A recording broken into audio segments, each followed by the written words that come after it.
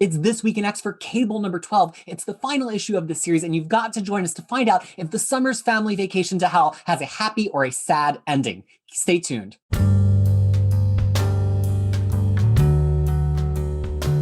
Well, folks, we are here to talk about the final issue of our surprisingly beloved Cable title starring Teen Cable, also known as Table by us. Table. Us and only us. And this book was out on the 28th of July, and it's and we're gonna have some spoilers about it, so y'all know that there's gonna be spoils abounding. Cable number 12, let's go around to get our initial impressions, and then we'll talk a little bit more about the plot, starting with Tyler. Time travel logic or e-logic aside, I think this is a beautiful conclusion to this rather short Cable run. Is beautifully drawn, and for me it is hitting all the right notes emotionally. So I did not expect to love this run this much. I'm going to give it a 4.95 out of 5. Harry. Yeah, this is this was a very delightfully solid ending. I mean, if you told me about 12 months ago that, or however long, that Cable was going to be one of my favorite books of this Krakoa kind of, status quo, I would not believe you. I do not like this character very much, but Duggan, he did what he said he was going to do. Like, I like this character a lot more, and I was genuinely kind of touched and moved by the ending. At the risk of sounding like I'm damning with faint praise, I'm just very happy Duggan landed the plane competently. So I'm going to give it a 4 out of 5. Riha. I didn't quite get the ending. Like, I didn't get why Table had to go.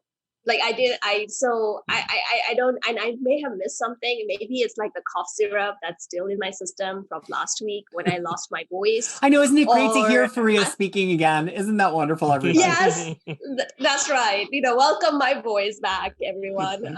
It was gone for a week. I had to do a whole resurrection and everything. But anyway, so I don't know. I felt like that one issue where he was going around and saying goodbye to everyone felt like such a better finale than this. And this was good. I'm not saying it was any way bad, but then I'm like, but why Table had to go? That was in my head all the time. But then I'm like, oh, maybe Tyler will explain to me why. Tyler or Peter, one of them will tell me why.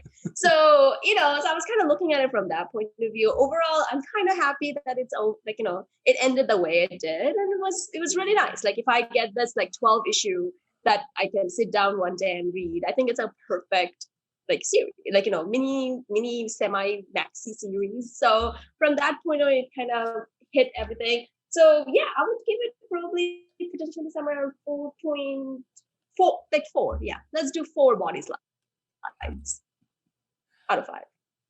I think it did all the things that it needs to do. I mean, it's really satisfying when a series gets to plan for its full length, execute all the things it wants to execute, and then wrap up on schedule. It would have been really hard to wrap up the series at issue 10 because a lot of the things that were planned to develop happen in issues 11 and 12. And maybe this feels like a little bit of a calm ending or a little bit of a denouement, but I think that's because we had a chance to fit in a lot of emotional beats in 11 and 12. And so we got an action beat here. We had a satisfying confrontation with Strife, and it closes this character down. Now, part of me is like, well, I love Table now. Don't take him away. But it's the more and more I sit with this issue, I think it's better to have told one complete tale with him and leave the door open to use him in the future than to just leave him on Krakoa for people to just use badly in other stories, which we already saw happen in Fallen Angels. So I'm sad to say goodbye. I could not possibly be less interested in old Cable, except for one thing that comes up in this issue.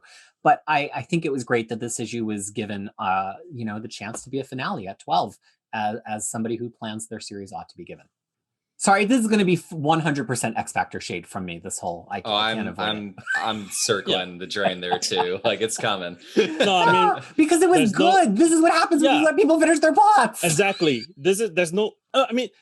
Even if this is cut short, it has time to plan for an exit, not just 1.5 issues without warning and that kind of thing. But anyway, let's. To be honest though, as I'm more talking about that, I said, I don't know why Table had to go. I also don't know what more you can do with Table. You might have, well, yeah. I mean, I get what you're saying. It is nice to kind of leave while you're ahead. We all kind of seem almost like we had the football yanked from us so many times now. Yeah. But Well, I'm thinking, what else would he do?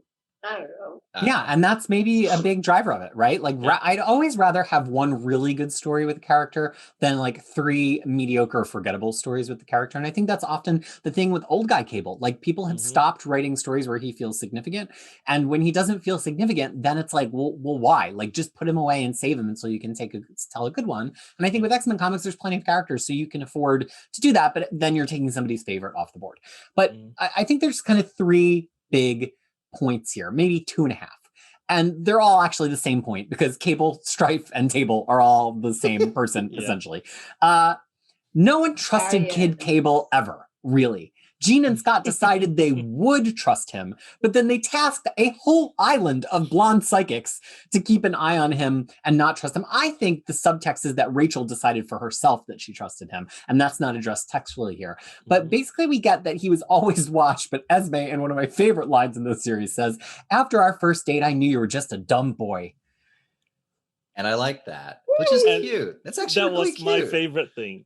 Yeah, same. It's super cute. Yeah. It's like, ah. I knew you were the dumb boy. So when I read,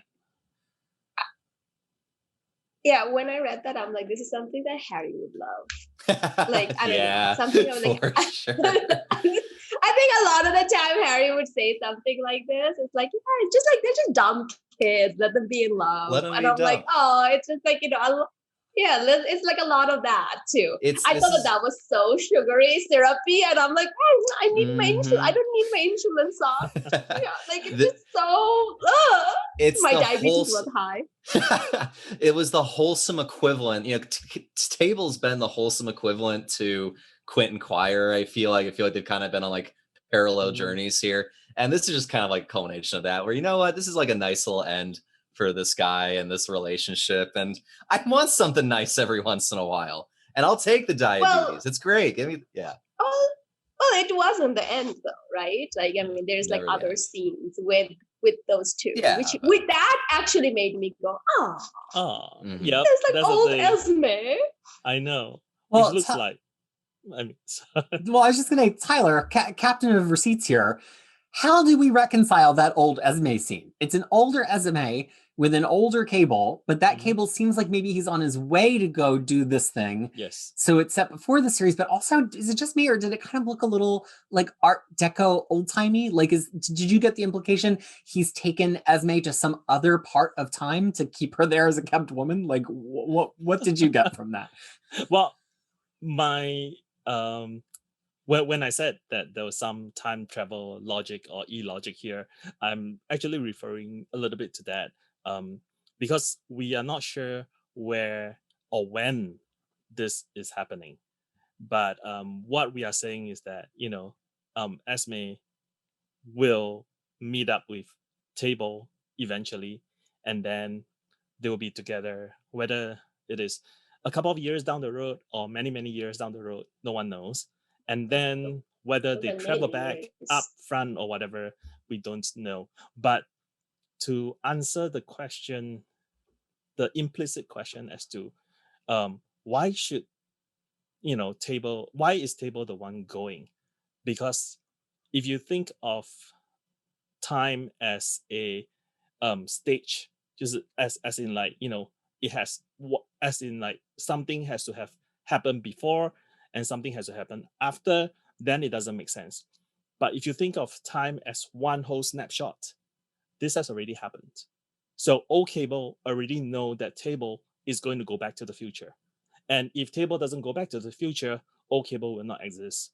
So in that sense, the old Cable that comes back and, pair up with Table and gave Table the initial arm that is a nuke to nuke the the robots.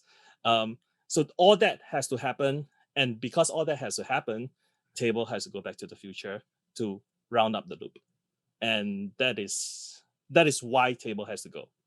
I'm so glad we came up with the word table, Me because too. or else Cable, everything cable, you show, said cable. would not have made sense. Like old cable, young cable, it wouldn't. But now that you use the word properly, like table and cable, I'm like, perfect sense. Now we Thank you, know. Tyler. I I know some knew people would you go would with have kid solved this. cable for cable with a K, and as much as I like misspelling things with a K in my life, Yeah. it doesn't give you any verbal oral No. difference. I think Yeah. Tyler's totally right, and to which I would add, I wish I had brought an illustrative prop here. But when you have two characters, where one is that character in the past and one is that character in the future, to me, I always think of a Mobius strip and how it's just a continual surface, and it's almost like they have to stay tracking on opposite parts of the Mobius strip. So if old Cable's going to come back to where we are and kind of move this plot forward, eventually young Cable has to move the old Cable plot forward too. Does that preclude them from living together on Krakoa for like 6 months? No. I mean, we just saw it happen with all the young X-Men coexisting with all the older X-Men. But at some point, young Cable kind of has to move on and do his stuff that he's capable of doing now before he's a grizzled old guy, because they have to keep traveling the strip, because eventually the young Cable will be the old Cable and there'll be a new young Cable, and the strip is one continuous surface. And it also solves one problem, and that problem is, well, shouldn't Cable or Table know what happens to Krakoa now? Yeah. Because right now, both Cable and Table do not know the future of Krakoa. Well, so here's my second point. Stripe says you went to a Pacific island and got soft. Later, Table says, well, that sucked. And Cable says, yeah, I remember. And some of the other dialogue from old Cable really leads us to believe that he has literally been this young Cable. And he knows the fate of Krakoa. But this is like a double-edged sword. I'm going to turn it over to Freya to kind of deal with how she wants to reckon with this time math. On one side, there's the implication that old Cable for sure knows what's going to happen with Krakoa, because he's traveled further down this timeline. On the other side, there's a little bit of a sense that he wants to get Teen Cable off the map now, so he has some kind of plausible deniability about being around for the next part or not. Inferno. So that was the impression that I got. But Faria, and then Harry, what did you feel about, does old Cable know all there is to know about Krakoa? So I'm just trying to hold on. I'm kind of trying to. Okay, there it is. So old Cable says, "Look, kid, the Krakoan age changed everything for the better, and you change the future for the better." So, which kind of gave me hope that my initial fear that as soon as Hickman leaves, someone's gonna come and trash it all and go back to the old terrible ways X-Men was. But it also kind of written in a way is that the future writers can do whatever they want, and it's like, well, Cable didn't know, I mean, and I can see why this would be done that way, because this is the way you should write a story, where there is like a future is like nobody knows out there gonna do this, because people, it's a revolving door of creators, which is completely legit things to do. So I felt like it's kind of one of those things. It's like, it feels like everything's gonna turn out okay, because right after that it shows that how he ends up with Esme, and then it's just like, okay, so it's kind of all works out. There's a happy ending for everything, but the thing is that happy ending could be 10 years and then everything ends year 15, or whatever. It's so, I think like it was kind of done in a very interesting way, so it's like you can look at it however way you want. I choose to look at it as a positive way, because I'm feeling positive. I'm feeling lucky. Harry? I mean, I feel like Freya put it in a really eloquent and positive way. And I do feel like I'm always like the worst person to ask about these things, because my reaction was, well, yeah, I just don't think Gerry Duggan's going to tell us the outcome of this status quo in Cable number 12. So his solution was to say, which I think is the right one, is to be like, hey, this is good what we're doing right now. This is a good thing. Let's focus on this and fight for what's good right now, not the future. Here, stay in the present, which is probably the best advice you can give, because my brain does kind of turn to mush and I start thinking about Wendy's whenever I think about time travel stuff.